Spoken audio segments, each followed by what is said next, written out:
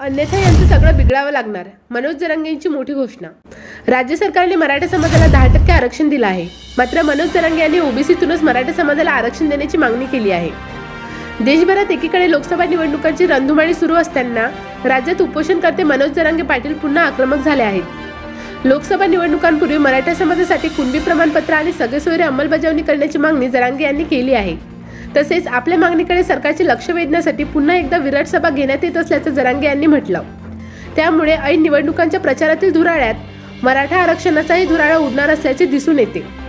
बीडमधील गाठीभेटी दरम्यान जरांगेंनी जाहीर सभेची घोषणा केली. राज्य सरकारने मराठा समाजाला 10% आरक्षण दिलं आहे. मात्र मनोज जरांगे यांना ओबीसीतूनच मराठा समाजाला आरक्षणाची मागणी केली आहे. आम्हाला मान्य नाही. ज्यांना या आरक्षणाचा लाभ घ्यायचा आहे ते घेतील. मात्र मराठा समाजाला कुणबी प्रमाणपत्र आणि सगळे सोयीची अंमलबजावणी करण्यात यावी अशी जरांगेची ही आग्रही मागणी आहे. त्यावर आपण ठाम असून लवकरच 900 एकरामध्ये मोठी सभा होईल. त्यासाठी राज्यभरातील कोट्यवधी मराठा एकत्र येतील असे जरांगे यांनी सांगितले. 900 एकर जागेवर मराठा समाजाची विराट सभा होणार आहे. कुणबी आरक्षण आणि सगळे सोयरे अंमलबजावणीची मागणी करणारी ही सभा असणार आहे.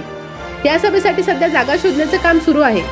मात्र लोकसभा निवडणुकांपूर्वी ही सभा होईल असे मनोज जरांगे यांनी म्हटलं आहे. भांबिरीत बी त्या दिवशी आणायची होती. बेचिराक राज्य झालं असतं त्या दिवशी जर चकमक झाली असती तर मला नाही होदेचा शांत ठेवायचं आहे राज्य. कसं स्वरूप असणार आहे? नाविलाज आहे माझा. मराठा समाज शांततेत मला पुन्हा एकदा माझ्या मायबापाला आम्हाला एकत्र यावं लागतं. कारण यांची दडपशाही गृहमंत्र्याची फडणवीस साहेबांची दडपशाही दहशत आणि गुंडगिरी हे सत्तेच्या जोरावर जी चालली ही संपवायची असं तर मला माझ्या मराठा समाजाला आम्हाला एकत्र यावं लागतं. आम्ही बघितली सुद्धा ते बी सांगतो 700 एकर बघितली पण आम्हाला 300 एकर कमी पडते. त्यामुळे आम्ही ती पॉईंट बदलिला. आम्ही सगळेचे सगळे 5 ते 6 करोड मराठी एकत्र यायला लागलो. आता पुन्हा एकदा काही तारीख पुन्हा एकदा नाही ते आता ग्राउंड आधी भेटल्याशिवाय नाही.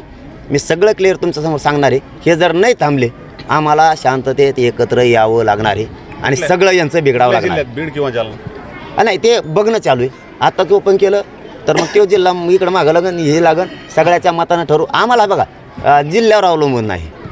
आमचं काय समाज कुठं बसल असं आहे. आम्ही आता पहिले मराठी नाही राहिलो. आम्ही आता एक झालो. आम्ही आता हातपासाला बंद केले नेते फात्याचे. लोकसभेच्या अगोदर होईल. आता जर आमच्यावर आत्ताच केसेस व्हायला लागल्या तर मग 2 वर्ष घेऊन काय करावं. आताच घ्यावं लागेल.